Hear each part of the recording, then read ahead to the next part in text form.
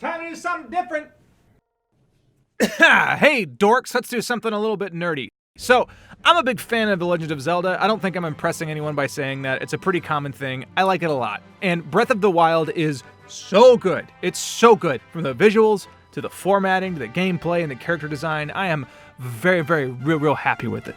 And so are some of the most cynical people I know. So thank you, Nintendo, for taking the debate about whether video games are art or not and making one of the most irrefutable cases for, well, duh, I've ever seen. It's beautiful. I haven't even fully completed the thing yet, but I'm pretty sure it's one of the best games I've ever played. What are you, some sort of expert on video games now? Of course not. I don't know what I'm talking about. Breath of the Wild is so good that it's almost pointless and annoying to keep talking about how good it is. There are millions of videos all over the internet of people sensationalizing about all the super neato stuff going on in there, so I'm not going to do that. We have to remember that the whole reason we have a really satisfying new Zelda title is because we also had the exact opposite of that way back in 2011. Skyward Sword marked Zelda's 25th anniversary, and they made a humongous deal out of it. One of Nintendo's favorite children was now old enough to rent a car, and to celebrate, they had books and box art and entire orchestras touring the world. It was a big deal. The game was supposed to be the crown on top of an already gilded lily. You said a gilded lily? What? I said a gild. What does a gilded lily mean? Well, it's a, what is a gilded lily? Well, that's not even the original quote. Whatever. Skyward Sword was huge. It came out, and everyone lost their minds. 10 out of 10s across the board. And we didn't realize it, but we were phantom menacing. How was the film? I'd give it a definite thumbs up. I thought it was better than Return of the Jedi, personally. It was incredible. I loved it. It'll be a great movie 20 years from now. It'll be part of 6 great movies. Unless the next 2 really suck, but I don't think they will. It's fun, and it's cute, but in all honesty, there are some serious issues with this game. And I'll get more into that in a later video, but Skyward Sword, if we're honest, was a big old turd in the bed for a franchise that was previously nailing it. But here's the thing. We're lucky that happened. Skyward Sword kind of took all the little problems we were having with previous Zelda games and put them on a pedestal, so it was really easy to point out all the stuff that we didn't like. We complained about it in such detail that Nintendo knew exactly what not to do down the road. Without Skyward Sword farting in the elevator, I don't think we would have Breath of the Wild. So down to business. Here's the thing that I think Nintendo should take a good hard look at, and you already know it because it's in the title, but the voice acting. Look, I was hesitant when I found out that there was going to be VO in this game. It freaked me out because it's just plain difficult. It's a hard thing to do at all, never mind doing it well, and most games seem to really mess up with this. Game developers do a lot to try and get good voice acting in their games, but it just isn't a priority over gameplay. Unlike film and TV, the acting in a video game can suck. Yeah, he's dead all right. Hey, it's me you're talking to. Or just not exist, and the game can still be fun and emotionally gripping. But sometimes, if it's not done well, it can really ruin the experience for the player. I'm kind of lost. Lost? You want to keep people engaged in a game with voice acting? Make it good. And don't throw in celebrities. They don't know what they're doing, and when we see Kevin Spacey, all we can think about is what a masterpiece 9 Lives was. That cat is so weird. You gotta show them I'm human. There is a lot of charm in the way past Zelda games have handled characters talking to Link, and most importantly, the way Link never talks to the other characters. There's some good video game psychology in there to begin with that everyone already knows about. Him not speaking makes it easier for the player to put themselves in his shoes, but on top of that, with no one else speaking, you almost get the idea that everyone in this world is using a language that we don't know about. The whole experience is a little more immersive because of it, for my money. You see a made-up alphabet being used on a sign in town, and your brain assumes that they're speaking in a way that we can't comprehend or something. Sure, it was originally just a developing limitation that the characters only grunted at most when speaking to each other, but I think it adds a little more mystique to not be told what these people sound like. Keeping all of that in mind, thankfully, Link doesn't speak in Breath of the Wild, as far as I know. However, we do hear from the other main characters, Zelda, Impa, and the old man you meet at the beginning, and new characters like, and I'm gonna say these wrong I'm sure, but Mipha, Rivali, Daruk, and Urbosa. These are all very charming and very well-designed characters with really interesting relationships and character arcs. I don't have any issues with the storytelling here. What does get my goat, however...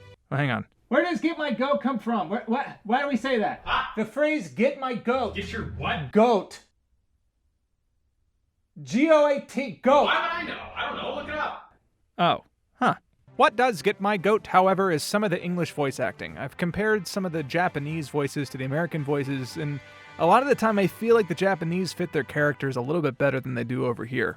入らる王国の歴史は太古の昔から幾度もガーノンという名の厄災に The history of the royal family of Hyrule is also the history of the Calamity Ganon. 今こそ話そう。100年前、何があったのか。I think you are now ready to hear what happened 100 years ago. But that's not the case every time. I actually much prefer Joe Hernandez as Daruk and Yunobo over his Japanese counterpart, and same goes for Rivali and Teba. The Deku Tree, it doesn't work in either place. I don't know what happened there. In Spanish, however, that Deku Tree is silky smooth. Parece que no recuerdas quién soy. Also, I think I prefer Patricia Summerset's voice as Zelda here in America over Yu Shimomura's voice in Japan. Everything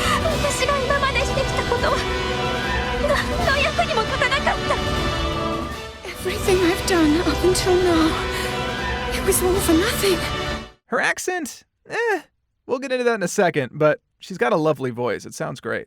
Now, there could be a litany of reasons why things don't work as well in America as they do in Japan. Maybe something was off with the casting department, or the VO director was having a bad day. Or maybe they were trying to save money and these are a bunch of non-union actors who work on the cheap. But I don't know, from the looks of it, these are some good voice actors and they work on a lot of good stuff, so it's hard for me to blame them because, well, actors, and especially voiceover actors, are not really respected in this process. They are very much an afterthought and will be brought in within a day's notice to do something they don't quite understand for very little pay. Who knows what went into making this thing, but whatever happened, it needs to be addressed because it really puts me off. It's very much hit or miss, and when it misses, it unfortunately misses pretty bad. We are both honored to be able to play the role of support.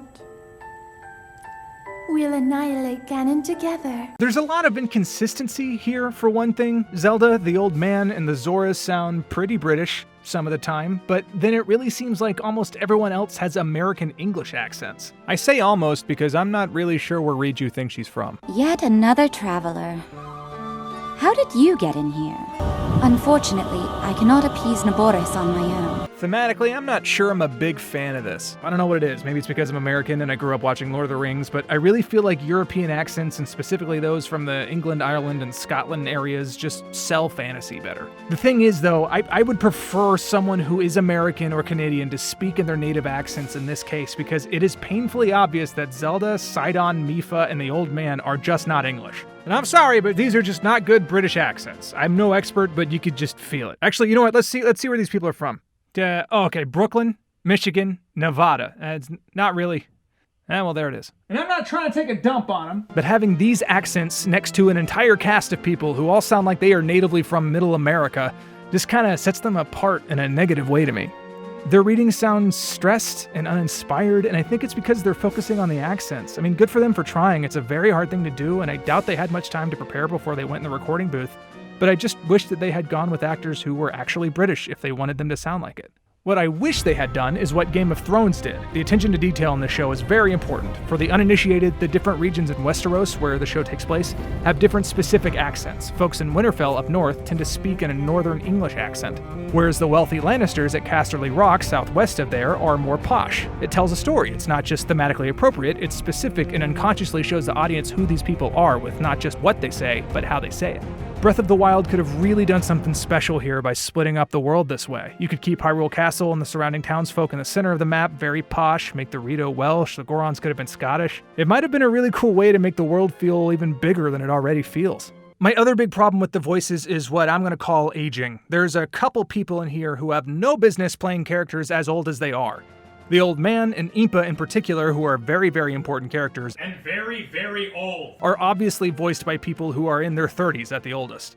It's very distracting. There are so many elderly voice actors in the world. Why would you just recycle the guy who played Sidon to also play a character who, when you first meet him, is actually identified with the word old? It just feels off. He's great as Brock in Pokemon, but come on, dude. Yes! However, there are some very positive standouts. Daruk and Yunobo of the Gorons are fantastic. Their voices fit, they're funny, they hit the emotional beats well. I love them. 10 out of 10. Sean Chiplock, who voices Rivali, Teba, and the Deku Tree, is wonderful. He's a huge standout. Although, if I'm honest, I wish that they had gotten somebody else to play the Deku Tree, seeing as he's the oldest character in the entire story, but he does a great job.